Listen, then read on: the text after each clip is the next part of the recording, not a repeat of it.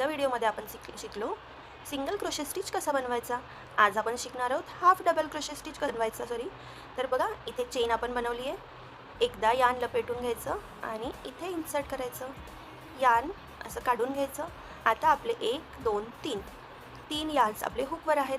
परत एकदा यान फिरवून या तिघांमधून एकदाच काढायचं, म्हणजे आपला हा झाला हाफ डबल क्रोशे स्टिच।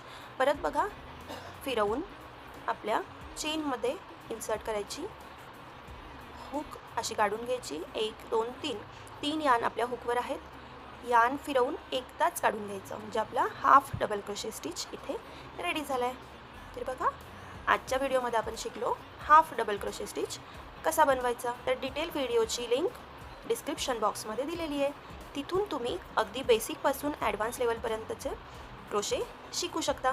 तर चला लिंकवर क्लिक करून डिटेलमध्ये व्हिडिओ बघूयात।